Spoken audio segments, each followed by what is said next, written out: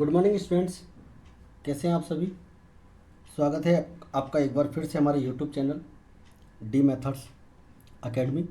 देखिए स्टूडेंट्स, हमने राजस्थान माध्यमिक शिक्षा बोर्ड के जो बोर्ड पेपर्स हैं पिछले सालों के वो स्टार्ट किए हैं। उसकी एक सीरीज़ स्टार्ट कर रखी है अकाउंटेंसी की, और अब तक हम उसमें जो हैं आपको मैं बता दूं 2020, 2019, 2018, 2017, 2016, 2015, 2014, 2013, यानी कि 1, 2, 3, 4, 5, 6, 7, 8 पेपर मतलब हम अब यहाँ पर अपलोड कर चुके हैं। 2000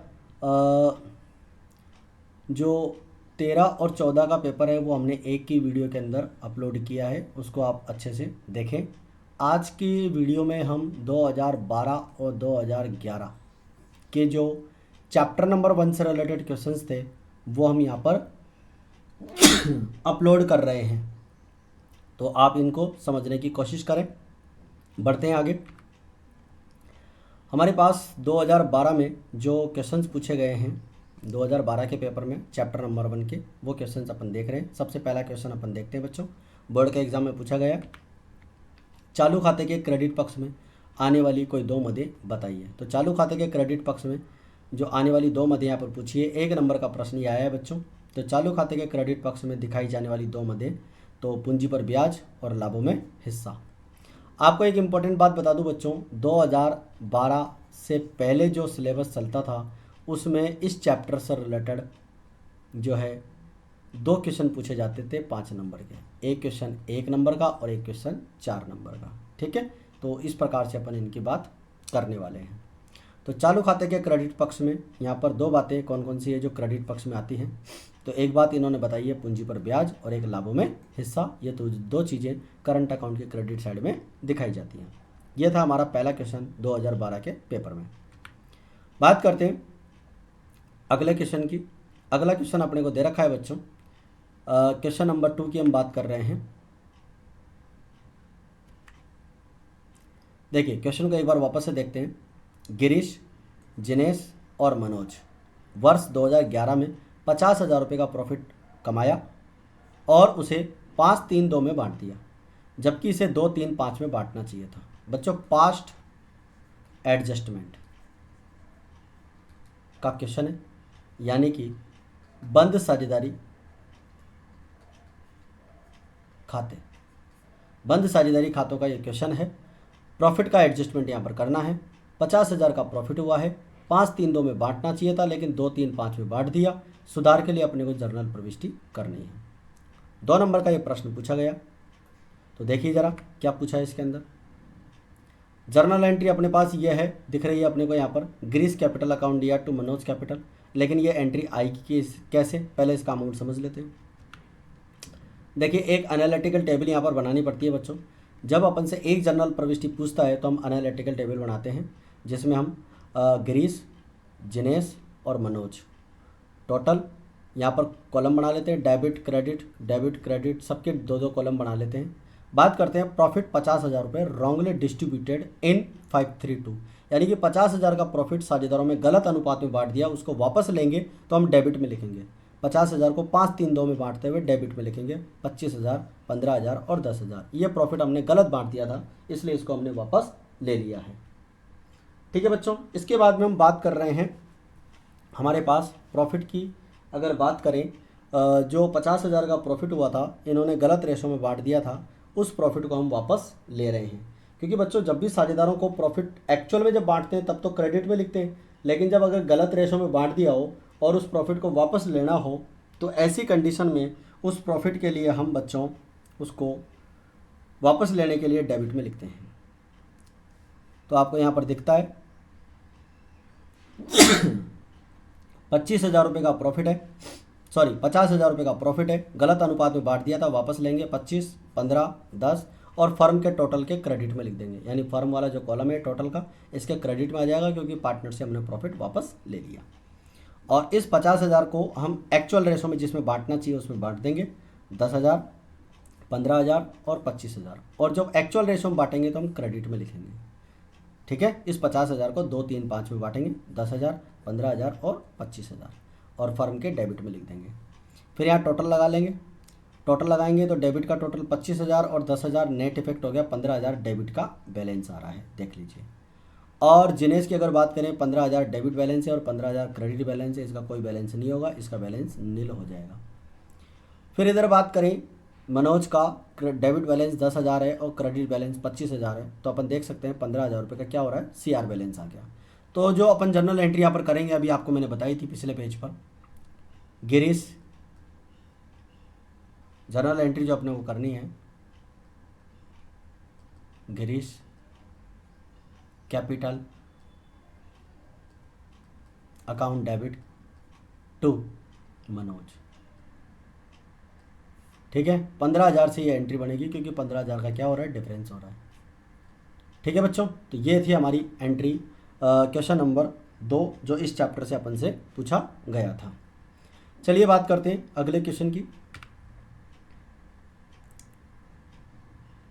इस चैप्टर में से अपन से एक क्वेश्चन और 2 नंबर का पूछा गया है। 5 नंबर के प्रश्न पूछे जाते थे और इन्होंने 2 की बजाय 3 क्वेश्चन पूछ लिए। तो देख लीजिए, रीता और सुधा ज्योति एक फर्म में साझेदार हैं। 1 जनवरी 2011 को उनकी पूंजी क्रमशः 40,000, 20,000 और 20,000 थी। साझेदारी संलेख के अनुसार ज्योति को 2,000 रुपये प्रति माह क्या देना है बच्चों, वेतन देना है। और साझेदार जो है पूंजी पर 10% ब्याज के क्या है, अधिकारी हैं। पूंजी पर ब्याज उनको मिलना चाहिए और लाभ पूंजी के अनुपात में बांटना है। देखो पूंजी का अनुपात यहाँ निकाल सकते हैं अपन। देखो 40,000, 4, 2, 2, इसको अपन शॉर्ट में बोल सकते हैं 2, 1, 1। देखो 40, 20 और 20, इसका अनुपात निकल जाएगा। और जब इसका अनुपात निकलेगा तो हमारे पास 2, 1, 1 हो जाएगा। और इस लाभ को 64,000 को हम साझेदारों में 2,000 रुपये का 2011 में अपने को लाभ दे रखा है। वर्ष 2011 का 64,000 लाभ हानि नियोजन खाता अपन से पूछा है। चलिए देखते हैं इसके बारे में। ये लाभ हानि नियोजन खाता अपने को दे रखा है बच्चों। सबसे पहले अपन प्रॉफिट देखते हैं, 64,000 रुपये। सैलरी 24,000 रुपये, अपने को क्वेश्चन में बोला हुआ था 2,000 रुपये सैलरी देनी, 12 से मल्टीप्लाई करेंगे। पूंजी पर ब्याज 10% लगाना था, 40,000 का 10%, 20,000 का 10%, 20,000 का 10%, 8,000 का ब्याज हो गया। 64,000 में से हम क्या करेंगे, ये दोनों मिलाकर लेस कर देंगे, यानी कि 64,000 माइनस 32,000 कितना बच जाएगा, 32,000 बच जाएगा। और इस 32,000 को हम 2, 1, 1 में बांट देंगे। पूंजी का अनुपात नीचे आ जाएगा, देख लो यहाँ पर, ये 40,000, 20,000 और 20,000, तो अनुपात 2, 1, 1 हो गया। ठीक है, और ये जो प्रॉफिट दे रखा है 32,000 का, इसे 2, 1, 1 में बांट देंगे। Partners capital account, share of profits, Rita, Sudha और ज्योति। इस प्रकार से ये हमारे पास क्वेश्चन पेपर यहाँ पर ये क्वेश्चन सॉल्व होता है। 2012 के पेपर में पूछा गया क्वेश्चन था P&L एप्रोप्रिएशन अकाउंट से रिलेटेड। आई थिंक आपको समझ में आया होगा। बात अगर समझ में नहीं आई हो तो आप कमेंट बॉक्स में डालकर बताएं, आपको और अच्छे से क्लियर करके समझा देंगे। ठीक है बच्चों, देखते हैं अगला क्वेश्चन। अगला हमारे पास 2011 यस 2011 में पूछा गया क्वेश्चन है। 2011 में आपको एक चीज़ बता देता हूँ, 2011 में से पहले जो है RBSC का खुद का सिलेबस चलता था और अकाउंटेंसी के बच्चों 2 पेपर हुआ करते थे। पहले 2 पेपर हुआ करते थे। ठीक है, एक पेपर होता था 70 नंबर का और एक पेपर होता था 65 नंबर का, यानी कि 135, और 15 नंबर सेशनल होते थे, यानी इस प्रकार से 150 नंबर का एक पेपर हुआ करता था। तो उस टाइम पर इस चैप्टर में से कम ही क्वेश्चन पूछे जाते थे। तो देखते हैं कितने क्वेश्चन पूछे गए हैं। तो एक क्वेश्चन यहाँ पर पूछा गया था, ये ऑब्जेक्टिव टाइप क्वेश्चन पूछा गया था बच्चों। यस 2011 से पहले जो भी बोर्ड का सिलेबस था उसमें ऑब्जेक्टिव टाइप क्वेश्चन आते थे, अब तो आते नहीं है खैर। तो देखो क्या क्वेश्चन पूछा था, निम्नलिखित व्यवहारों में से किस व्यवहार से साझेदारों की स्थायी पूंजी में परिवर्तन होता है। आहरण पर ब्याज से? बिल्कुल नहीं, क्योंकि स्थायी पूंजी की दशा में जब कैपिटल अकाउंट बनता है तो वहाँ आहरण पर ब्याज उसमें आता ही नहीं है। पूंजी पर ब्याज? बिल्कुल नहीं, पूंजी पर ब्याज से भी नहीं होता। लाभ हानि बंटवारे से? लाभ हानि के बंटवारे से भी नहीं होता। किससे होता है? अतिरिक्त पूंजी लगाने से। बिल्कुल बच्चों, साझेदारों की जो स्थायी पूंजी होती है उसमें परिवर्तन 2 ही चीज़ों से होता है, एक तो अतिरिक्त पूंजी लगाने से और एक पूंजी निकालने से। ठीक है, तो आप इसको ध्यान रखें। ये आधा नंबर का प्रश्न पूछा गया था। बात करते हैं अगले क्वेश्चन की। और अगला क्वेश्चन जो हमसे पूछा गया था इस पेपर का, 2011 वाले पेपर का क्वेश्चन अपन से पूछा गया था। तो ये 2 नंबर का प्रश्न पूछा गया था बच्चों। आशा और लता एक फर्म में 2:1 में साझेदार हैं। उषा को 1/4 हिस्से के लिए फर्म में प्रवेश दिया है। उषा को 12,000 रुपये कम से कम न्यूनतम लाभ मिलेगा, और जिसे दोनों साझेदार क्या करेंगे, बराबर अनुपात में वहन करेंगे। यानी पहले तो 1/4 देंगे और 12,000 से जितना कम पड़ेगा उतना दोनों साझेदार मिलकर बराबर वहन करेंगे। 31 मार्च 2010 को जो है यहाँ पर 40,000 रुपये का लाभ दे रखा है। लाभों का बंटवारा अपने को दिखाना है और लाभ हानि नियोजन खाता बनाना है। 2 नंबर का ये प्रश्न अपन से पूछा गया था। तो देखते हैं बच्चों इसका solution.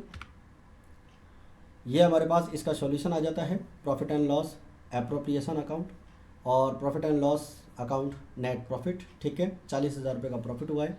2 partners capital account, share of profit. आप देखो कैसे समझोगे, 40,000 रुपये का आप पहले तो 1/4 निकालेंगे और 1/4 उषा को दे देंगे 10,000 रुपये। 40,000 का 1/10 10,000 रुपये निकाल लिया। 40,000 का 1/10 कितना हुआ बच्चों, सॉरी 1/4 कितना हुआ, 10,000 हो गया और 30,000 बच गया। और इस 30,000 को अनुपात दे रखा था 2:1, उसमें बांट देंगे 20,000 और 10,000।